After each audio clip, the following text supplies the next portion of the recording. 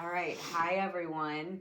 So today I have one of our nurses, Laura Holt, with us, and I think one of her stories, not one of them, is probably one of my favorites, just because I'm going to tell them the journey. Okay. So basically, how we met was she was my client at the med spa I worked at like 10 years ago.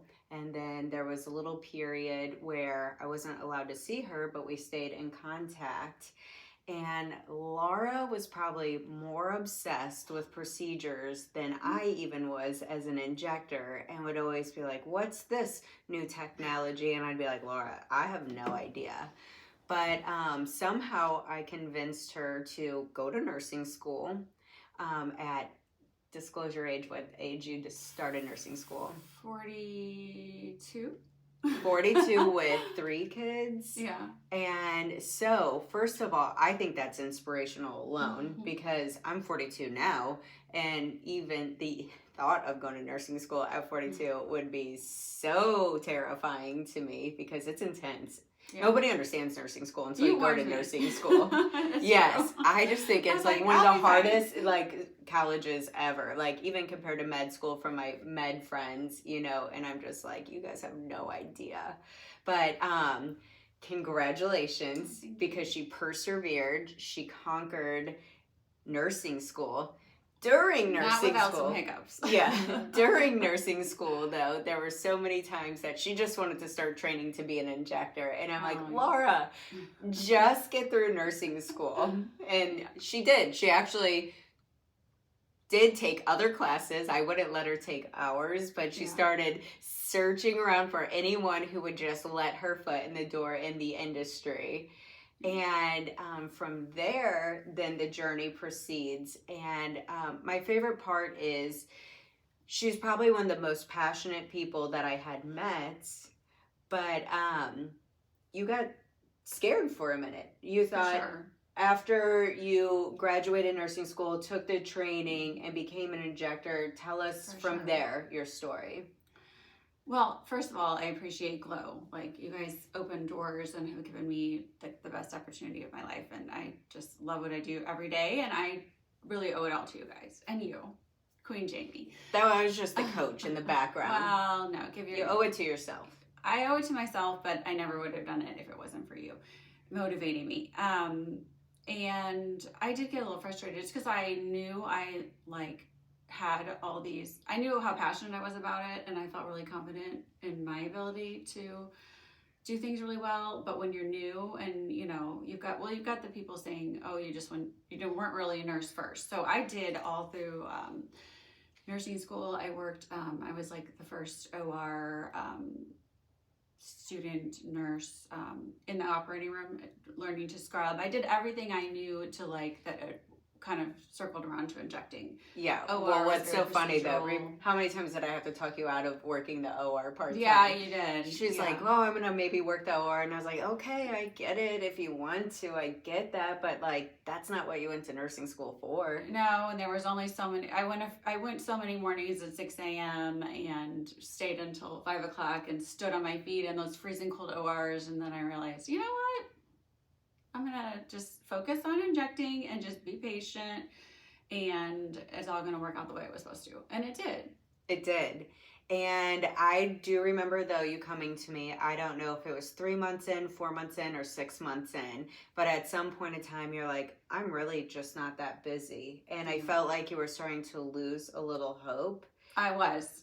And then, just out of the grace of God, right? We purchased this new device. We purchased a Potenza RF microneedling device, and I had this grand idea. Instead of nurses individually purchasing this expensive equipment, why don't we launch a program where you can train on the device and rent it to either do your clients, yourself or other clients or whatever. And that became, you are the master at RF microneedling, especially on body. It was just like you found your niche.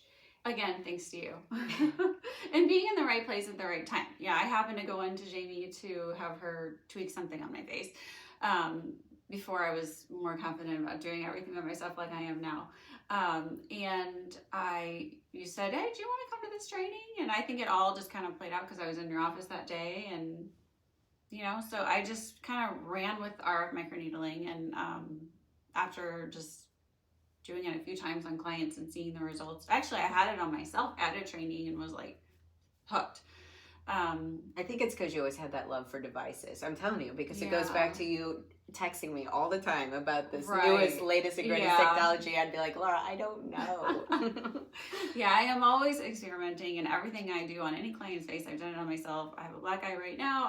It's not uncommon to have me show up with whatever going on with my battle face. wounds. Yeah, battle wounds. So, but RF microneedling, it changed my skin. I'm not a person, I never had a facial in my life. Like, I'm passionate about injecting, but like, I didn't really do that kind of stuff. So, I just loved the tightening and all of that. And just, I had something different to offer.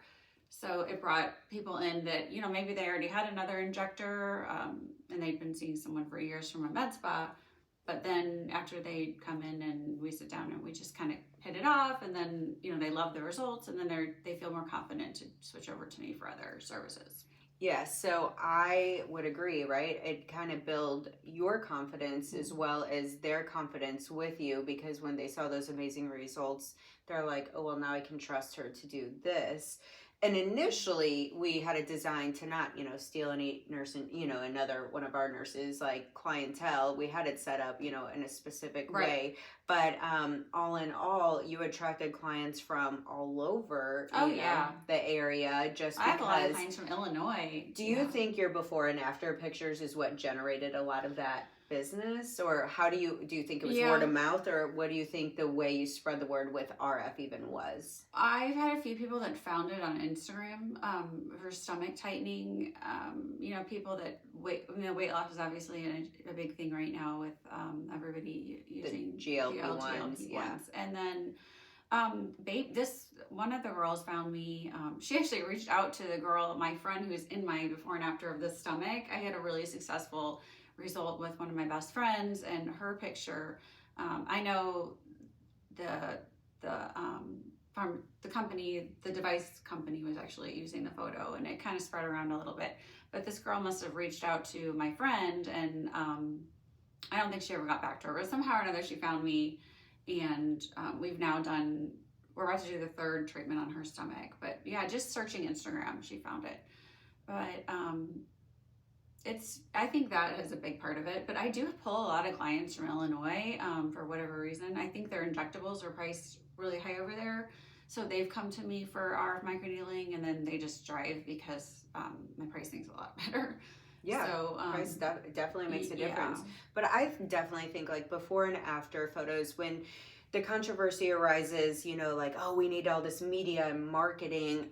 I do think it is a reflection of your work is necessary for it, but I don't think that's the way you necessarily attract people. It's a way to validate your like before and afters, but it's not a way to attract clients. It's more word of mouth than anything. Word of mouth, referrals. Yes, everything in the industry, and a lot of people get caught up in this marketing dilemma, and they pay all these agencies to do all this stuff. And I get it, you want to put the word out there, but it's just as simple as an everyday interaction, feeling confident in yourself, having the conversation with a waitress when you're at a restaurant, and just you first compliment, oh, I love your lips or something, you know, and then do you get them done, where at, oh my gosh, or then they go and they validate you because you probably exchanged social media more than phone numbers in 2025, or they follow you, and then they validate by your before and after results. But you're exactly right, with the GLP-1s, there's such a market for body and skin tightening because people are, it's like the era of skinny girls, but that leads to saggy skin when you do it so rapidly. What are your thoughts about GLP-1s? Well, I think that they're good for the right person. I think that I've had some people come in with concerns about their saggy skin, and they tell me about their levels and their general health and how their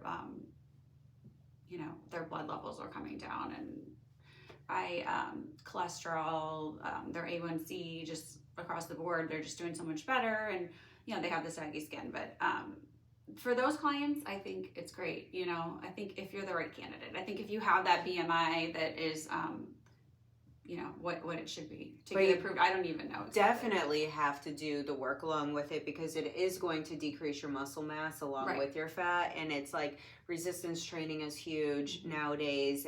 They say that's like the best way to retain your muscle. And just because as a middle-aged woman, if you will, right, we're estrogen, more prone to just leaving or losing muscle mass altogether, and those GLP-1s can definitely expedite that process. So it is important that when people are on these, that you are conditioning them, you know, with proper diet and exercise, and that they're doing it at a adequate pace and not so fast, because of saggy skin, because skin is the hardest thing to treat, and it is not the most instantly gratifying as injectables are, because it's definitely a process, and over time we just lose that hyaluronic acid and collagen in our skin. And so it is super important for everyone that utilizes those medications to do it, you know, in moderation, just like anything else. And it should give you that initial jump start, if you will. How could people find you on social media? Through my Instagram. I mean, I'm not on TikTok yet. I'm kind of old. I don't really know. I just learned how to use it myself. I've been just rolling with it. I think I have 2 people I follow, my daughter and you. So, but I don't ever really look at it. Yeah, I haven't learned it yet. But what's your Instagram handle? Do you know? It is Aesthetics Boutique STL. Okay. Aesthetics AE. Well, it should be easier, you know. Aesthetics is so confusing. We try to keep it out of a lot of our words. Yeah. I know, I do. And I tried so hard to make it something more simple. But I have a retail business as well, so I try to integrate some of the shopping in there. So that's where the Laura makes the cutest things.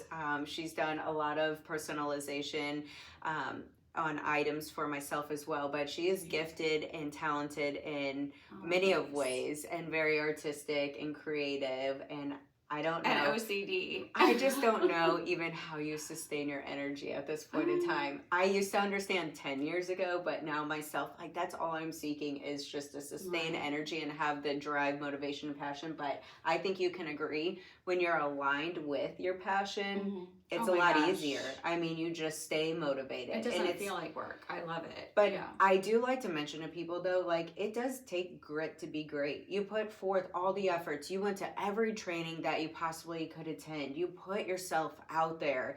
And would you say that there was a harmony and balance in your family life when you were motivated to learn, or do you feel like you kind of put the kids? I think, I was home a lot of years.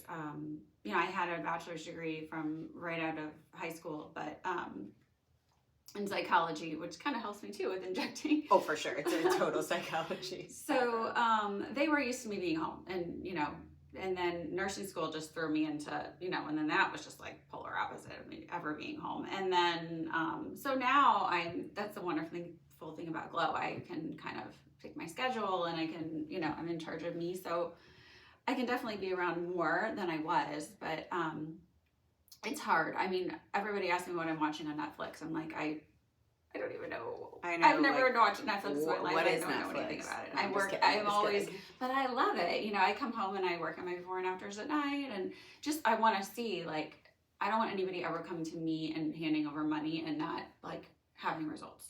That's really important to me, because you're gonna get results with Laura, because let me tell you, when she did my RF microneedling, I used numbing cream just like I normally would, and she reminds me of myself. She is aggressive, and it's no mercy. You don't have time to cry or whine or complain or take a break, and she's like, let me just get this, and you're like, okay. You just know you're gonna get a good result for sure. And I was the same way. I want it to be worth it. Yes, like when my microneedling clients came, like, I wanted them to be so bloody when they left, like, and I watch other injectors and their clients just walk out kind of pink, and I'm like, they're not getting what they cause that trauma, you know, to the skin, so like you can get that great result, because if you're investing time and money, like honestly, it's just worth it. And the more downtime with something, typically the better result in the industry, point blank. Filler, any kind of energy devices or peels, like the more downtime you have, the better results you're going to have. And I know we're in a fast-paced society. It's hard to have downtime. It's not great for anyone, but you just make do, or you become a good liar and you tell people, oh, I hit my face with the cabinet, or whatever. I think it's fun to kind of have a bruise. I think I feel kind of cool when I'm walking around. A couple months ago, and I really kind of go in spurts. I don't do anything for a while, and then I'm bad about dissolving. I'll dissolve something, then I'll refill. But I was having happy hour or something with my friends, and this guy came over and he set the food down or whatever, and he said, "Can I ask you a question?" And I said, "Sure." And he said, "Do you feel safe at home?" And it was really funny because I think I was black and blue, like maybe because you look just like a cute little girl, like just I look like I was just being battered. Oh no. Yeah. And a lot of times it's just trauma from injectables. Just I'm like people maintain. I always kind of was okay with needles. Like it makes me kind of feel like tough girl. I don't know. I'm kind of crazy. We're all kind of crazy, aren't we? Aren't we all kind of crazy? So I mean, GLO has been so wonderful for me, but it was just not giving up because it did take some time. And I remember my sister-in-law saying, "Okay, it's January. If you still feel this way in April, then then maybe go take the OR job that you were offered, right? Or the thing with GLO though, like, we provide like the foundation and the fundamentals to get support, but really the success is on the individual. It's your drive, your passion. We just try to put all the tools in your bucket to get you set up easily, rather than, because as providers, we're not entrepreneurs by nature, right? We're providers. And so we're scattered, we're doers. We're just hands-on doers. So to get organized on a computer, have all these things lined up. And again, it goes back to the bulk buying together, then equals better pricing. So it's a lot easier for a person to launch their career and start making better, ROI based off the pricing. But we're also trying to build like better packages. And I think nurses along the way can talk about when they started compared to now and all the additional things and values we're trying to add to GLO to help motivate and sustain people, because I think mindset is very challenging. And to keep your mind conditioned and straight, to keep going, we want to have that extra support as well, because it's easy to give up, and especially when you feel alone. And that's why we try to build this wonderful network and resources, so to encourage you. And I know I was your cheerleader in the background, and we would meet for dinner, and I'm like, finish nursing school, keep going, don't do it. Like, you told me this is what you want to do. And so you were my cheerleader, and I didn't think there was going to be enough. I thought it was too late to the game. You did. She was like, you've already trained too many injectors. I'm like, everybody already has an injector. And I'm like, come on, Laura. There's enough success out there for everyone. It's just like hairstylists, dentists. There's a dentist on every corner, but like, now, if you keep it affordable, you open up the market. So if you make pricing affordable for clients to receive these services, and you're good at what you do, and you love what you do, and you care about your client, it's a win all around. And you're going to succeed no matter if the area is saturated or not saturated, because the strong will survive, right? For sure. And you're definitely one of the strongest I know. Oh, well, I sure appreciate that. And same, right back at you. I learned from the best. I also think you need to drown out some of the noise. Like, I follow so many injectors, and I learned so much from so many like amazing injectors, but I do get frustrated sometimes when I hear this whole, when you went to the cheapest injector in town, and they'll like make their lip all crooked, or try to botch their face and make a little meme about it. And I'm just like, that frustrates me, because I feel like sometimes their pricing is so high, and they're trying to justify that to themselves. For sure. Or make themselves look like they're... I feel like cheap injectables, I had more experience than any of our other injectors, and I still were lower priced than any of our injectors, because I truly built GLO on the foundation, right? I never built GLO knowing I was going to train other nurses. That was never part of the vision. Part of the vision was literally I wanted to do what I wanted for my clients. Yeah. And when I found out, working at a med spa, I never knew what the prices of injectables were. But when I went on my own and I was like, how can I make this affordable? Because when I was an ER nurse and a single mom of 2 at that time, now I have 3 kids, but how could I afford $700 every 3 months? But I had a college degree. I worked weekend option. I paid for private school. I had all these things going on. But I deserve to feel good about myself too. And that was literally the foundation I built this company off of and wanted to extend to. And throughout the years, I took so much heat about my pricing. And I was like, look, I'm more experienced than half of these St. Louis injectors also. And I did learn from the most reputable, salon or spa or med spa or whatever, and I am super grateful for that experience and that education. But I just had the drive and the passion, but I still had the morals and values of I want to treat them as if it were myself, you know. I couldn't, and I tell people that all the time. Like, I don't want to pay more than I need to for something, and I don't, Life is expensive. Eggs are expensive. Vacations are expensive. There is no, like, little league baseball anymore. Everything is, like, this big, glorious traveled team. As you know, you got a daughter in cheer, competitive cheer, and, like, things are so expensive, but everybody deserves to feel good about themselves. 100%. I just literally had a conversation with my 7-year-old today when she felt like her outfit and hair were just going good today. And I go, see, Kinsley, that's why I do this for a living. I go, because if you look good, you feel good, and you do good. And, like, we're empowering people, by basically making them more confident on the outside, which internally makes them better all around. 100%. And people appreciate that, and they really do. So, and I think some of the med spa prices that are starting to get just really out of control. I mean, I get it, but Botox and as a business owner, I do get it. There's overhead, there's staff, there's expensive equipment, any machinery and energy thing is multi-hundreds of thousands of dollars at times. So I do get it. I get the concept, but I think the way of the world is, I think of GLO as Uber for aesthetics. We're piloting people to become entrepreneurs, kind of cut out that middleman. And, like, now, like, treatments are kind of just like quick beauty treatments. You don't need this, like, serious environment. Like, I just think it's kind of like a nail salon. Like, it's becoming more frequent.